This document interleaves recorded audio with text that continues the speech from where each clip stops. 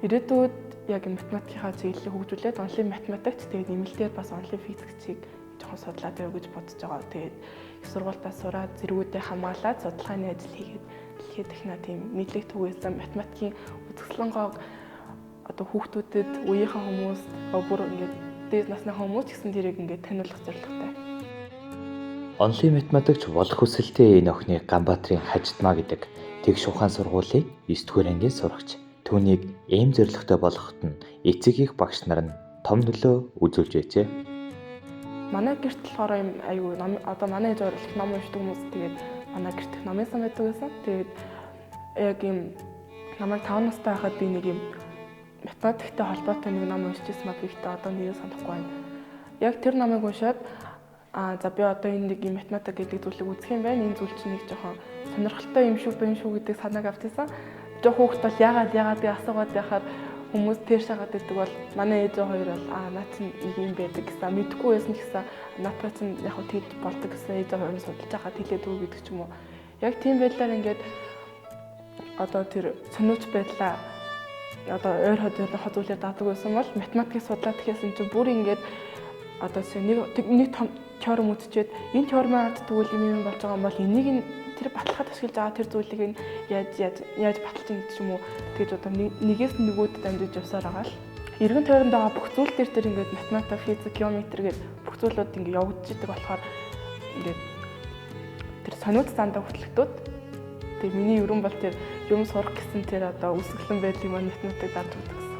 Хажидмаа охин математикт улам гүнзгий дурлаж, математик, физик, хими олимпиадуудад идэвхтэй амжилттай оролцоор байна. Мөн тэрээр математикт үзэсгэлэнгөө оршдог юм. Тэр тусмаа геометри хийсвэр зүйлсэн юм шиг хажууд байнга байдаг. Хоёр хэмжээс ертөнц болон зөндөө олон огторгүй байдаг. Хамгийн хэцүү зүйлс заримдаа шантрах юм уу да гэж энэ хийж байсан юм. Одоо тархины амралт гэж хэлхийн цаашаа ямар ч теж яг тэр одоо бодлого бодож байгаа болохгүй юм шиг гэх юм бол одоо чинь найзтайгаа жоохон ширээ нийтээс тоглодог ч юм уу найзтайгаа ингээд яриа тоглоод эсвэл бүр болохгүй л одоо утсан дээрээ дуусаад дагаад болдог ч юм уу зураг зурдаг ч юм уу өөр хичээл хийдэг ч юм уу тиймэрхүү аргуудаар жоохон өөрийгөө өөр юм руу анхаарал төвлөрүүлж агаад тэгээ буцаж ирээд за одоо буцаад бодлогоо өөр талаас хараад үзэхээр бас юм өөр өнцгөөс харах боломж олддог гэх юм. Чөлөө цагаараа олон зүйлс туршиж үздэг түүний хувьд Монгол уран бичлэг, хар зураг гэдэг хамгийн том хобби болж хувирсан байна. 4-р ангиас хойш яг сурж уншиж эхэлсэн. Тэгээд яг сонирхож эхэлсэн гэх юм бол 7-р ангийнхаас сүүлээс сонирхож эхэлсэн. Яг одоо жишээ нь монгол хэлний үгийн бүтцийг гаргахад бол яг монгол бичиг айгуу сайн тодтож өгдөг болохоор сонирхол татчихсан. Анх хавлыг суралцж эхэлж байхдаа яг би энэ зүйлийг яг яах гээд хийгээд байгаа юм бол энэ зүйл чинь биднэрт ямар хэрэгтэй бэ гэдээ гайхдаг байсан. Дараа нь бол яг тэр үйлдэл бодлого маань өөрчлөгдсөн нь одоо хятад улсад монгол бичгийг одоо 90 хот гэж байдаг шүү дээ. Манай манай монгол бичгийг ингээд ашиглах зөвшөөрлөгөө болчихлоо гэдээ уйлаад ярьж байгаа юм. Энэ зүйл чинь бидний ингээд өс соёлын байна. Манай түүхийн юу юм байна? Одоо түүхийн үлддэгдэл юм байна гэдгийг нь ойлгоо. Тэгээд энэ зүйлийг би өөрөө суралцаж цааш авчихгүй бол манай үеэр ингээд тасарчих юм бол энэ зүйлийг цааш та суралцаж хөгжүүлж авчих хөнгө болчих юм байна гэд. Тэгээд яг энэ ерөн бол миний суралцах заавал зүйл юм байна гэдгийг нь ойлгосон.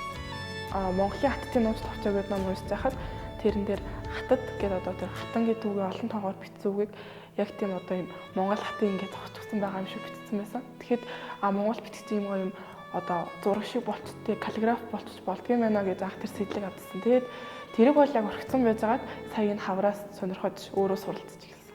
Одоо хүртэл түүний амьдралд бээрэн бичлэг, хар зураг хамтдаа оршсоор л байна. Түүний хувьд монгол бичгээ сайн мэддэг байх нь ойр хавийн хүмүүстэй ч үлгэр дуурайл болж байгаа нь надад бахархалтай байдаг талаар хэлж байсан юм. Мэдээж эрх сэтгэлтэй байдаг. Зарим нь бол ингээд энэ бээрэн бичлэг яаж хийж нэг мэдээж би өөрөө дүнгээд анхаан цатны суралцж байгаа. Тэгээд аль чадах одоо жишээ нь биерээ яаж барихаас усуулээд ингээд найзуудаа дахиад хичээдэг. Зарим нь бол чиний юунд ямар хэрэгтэй энэ ингээд олимпиад хаа бодлого бодож явах болох юм шүү ухааны юм ярьдаг. Гэхдээ би бол энэ бээрэн бичлэгээ сурч байгаа бол хийж харамсдаг.